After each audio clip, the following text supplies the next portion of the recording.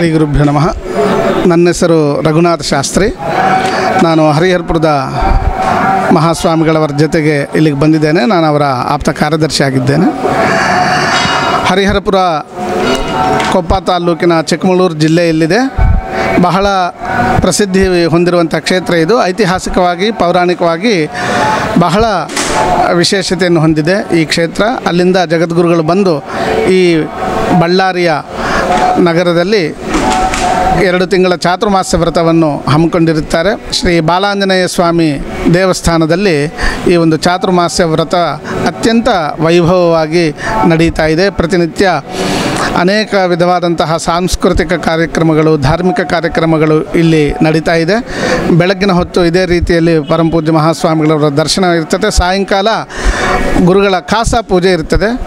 ಸಾವಿರಾರು ವರ್ಷಗಳಿಂದ ನಡೆದುಕೊಂಡು ಬಂದಿರುವಂತಹ ಒಂದು ಆ ವಿಶೇಷವಾದಂಥ ಪೂಜೆ ಇಲ್ಲಿ ನಡೀತದೆ. ಪ್ರತಿನಿತ್ಯ ಮಧ್ಯಾಹ್ನ ಇಲ್ಲಿ ಅನ್ನದಾಸೋಹ ನಡೀತಾ ಇದೆ.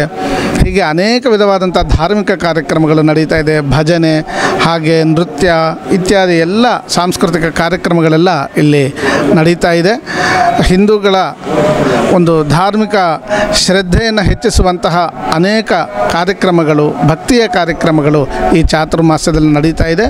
ಇನ್ನು ವಿಶೇಷವಾಗಿ ನಾಳೆಯಿಂದ 21, 22, 23ನೇ ತಾರೀಖುಗಳಲ್ಲಿ ಇಲ್ಲಿ ಶ್ರೀ ಬ್ರಹ್ಮಶ್ರೀ ಪೂಜ್ಯ ಶ್ರೀ ವದ್ದಿಪರ್ತಿ ಪದ್ಮಾಕರ್ರವರ ಶತಾವಧಾನ ಕಾರ್ಯಕ್ರಮ ಅತ್ಯಂತ ವಿಶೇಷವಾಗಿ ನಡೀತಾ ಇದೆ. ಸಾಕ್ಷಾತ್ ಸರಸ್ವತಿಯ ಒಂದು ಸ್ವರೂಪ ಅವರು ಇಲ್ಲಿಗೆ ಬಂದು ಆ ಶತಾವಧಾನ ಕಾರ್ಯಕ್ರಮ ಈ ಸಲ ಉಪ್ಪಲ ಧಡಿಯಂ ಭರತ್ ಶರ್ಮಾ ಅಂತ ಹೇಳಿ ಅವರು ಯುವ ಪ್ರತಿಭೆಯಾಗಿದ್ದಾರೆ. ಅವರು ಸಹ ತಮ್ಮ ಗುರುಗಳ ಜೊತೆಗೆ ವದ್ದಿಪರ್ತಿ ಪದ್ಮಾಕರ್ರವರ ಜೊತೆಗೆ ಈ ಒಂದು ಶತಾವಧಾನ ಕಾರ್ಯಕ್ರಮವನ್ನು ನಡೆಸಿಕೊಡ್ಲಿಕ್ಕಿದ್ದಾರೆ.